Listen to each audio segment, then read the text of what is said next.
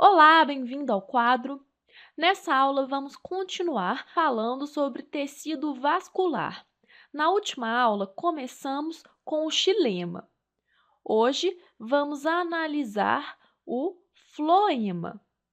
O floema é também um importante tecido vascular que pode ser encontrado em todos os órgãos da planta. Esse tecido faz a condução de seiva elaborada, atualmente chamada de seiva orgânica. A seiva orgânica é então conduzida através do floema e ela é conduzida de forma descendente, ou seja, das folhas para as outras partes da planta. E a seiva do floema é chamada de seiva orgânica porque é rica em compostos orgânicos, principalmente açúcares, que vão sendo então distribuídos para as outras partes da planta. E como acontece com o xilema, existem dois tipos celulares presentes no floema. O primeiro tipo celular são as células crivadas.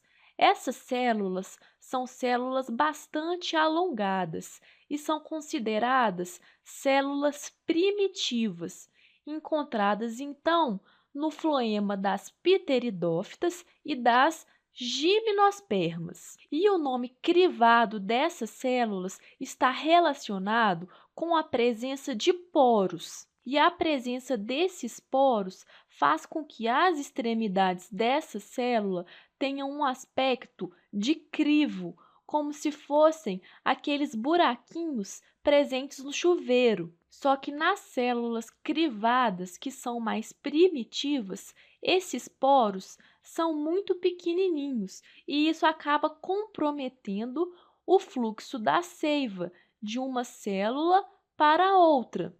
Então, aqui nós temos as células crivadas, que são as células mais primitivas do floema, encontradas tipicamente em pteridófitas e gimnospermas.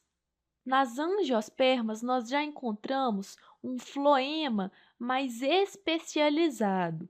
Este floema é composto por células do tubo crivado.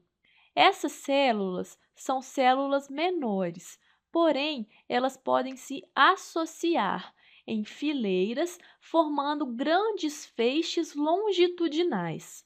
E uma característica muito importante destes elementos de tubo crivado é que eles perdem o núcleo ao longo da diferenciação celular. Então, são elementos anucleados. Esses elementos de tubo crivado possuem crivos, ou seja, poros maiores. E esses poros criam uma área especializada, que é chamada de placa crivada. Essa placa crivada fica localizada nas extremidades de cada elemento do tubo crivado.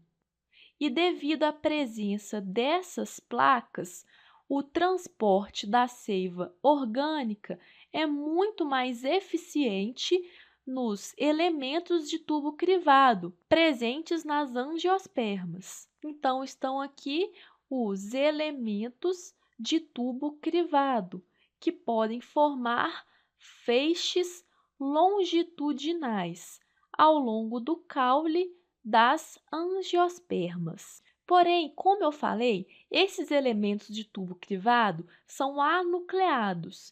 Para a sobrevivência desses elementos, é necessário, então, a associação com células parenquimáticas. Essas células parenquimáticas são células especiais, chamadas de células companheiras, e elas são muito importantes para o metabolismo dos elementos de tubo crivado, porque elas fornecem proteínas e outros metabólitos que são muito importantes para a manutenção dos elementos de tubo crivado. Então, são as células companheiras que sustentam os elementos do tubo crivado presentes no floema. E como eu disse para o xilema, o floema é também um tecido muito complexo.